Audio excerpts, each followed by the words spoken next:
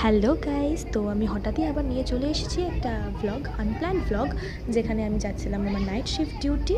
তো ইতিমধ্যেই আমি ট্রেনে চেপে পড়েছিলাম আর আমি পৌঁছে গেলাম হসপিটাল গিয়ে আমি এইটুকু তো রিয়েলাইজ করেছি দ্য ভ্যালিউ অফ লাইফ। সত্যি তো এটা হচ্ছে আমার সেক্টর ওটি, যেটা মানে the critical case of every time happens.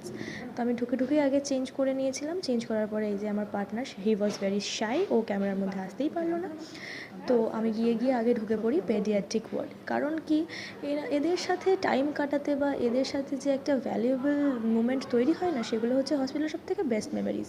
ইতিমধ্যে অনেক কাজ করে আমাদের ওটি কমপ্লিট করতে করতে 3টে বেজে যায়। তো 3টে বাজতে তো অলরেডি আমার সেহরি করার টাইম হয়ে গিয়েছিল।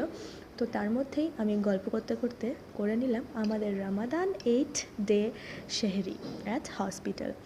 তো যারাই না হসপিটালে থাকে তারা অবভিয়াসলি এটা ডেলি রিয়েলাইজ করে the value of life, without hesitation নিজের লাইফকে মানে কাটানো, উইদাউট এনি গিল্ট আর উইদাউট মেডিসিনস।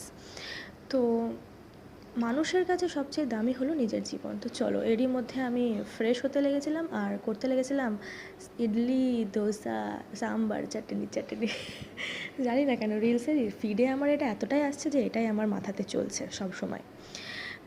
এবার আমি ঝটপট একটু নিজেকে হাইড্রেশনের মধ্যে নিয়ে চলে যাচ্ছিলাম। এবার একটা কথা জানিয়ে দিই, হ্যাঁ আমি অনেক কিছুই এখানে স্কিপ করেছি, যেহেতু ডিউরিং ওটি বা আমার কাজের সময়তে আমি হয়তো রেকর্ডিং বা ভিডিও করতে পারিনি, সেই জন্য সেই সব কাজগুলোকে স্কিপ করেই তোমাদের সাথে ভিডিওটা শেয়ার করছি। আর হ্যাঁ, हम मेडिकोज दिल नहीं एम्प्यूल तोड़ते हैं, और एम्प्यूल तोड़ते तोड़ते हमने अपना हाथ भी काट लिया।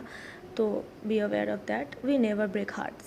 তো এবার আমি রেডি হয়ে যাচ্ছিলাম আমাদের নেক্সট লেবারের জন্য, যেহেতু আমার আফটার শেহরিও প্রচুর ওটি ছিল, অনেক এমার্জেন্সি কেসেস ছিল, তো সেটার জন্য ওয়েট করছিলাম। চলো আজকের জন্য তো ব্লগটা এখানেই শেষ করছি, সকালে বাড়ি গিয়ে ভালোভাবে ঘুম দেবো। টাটা।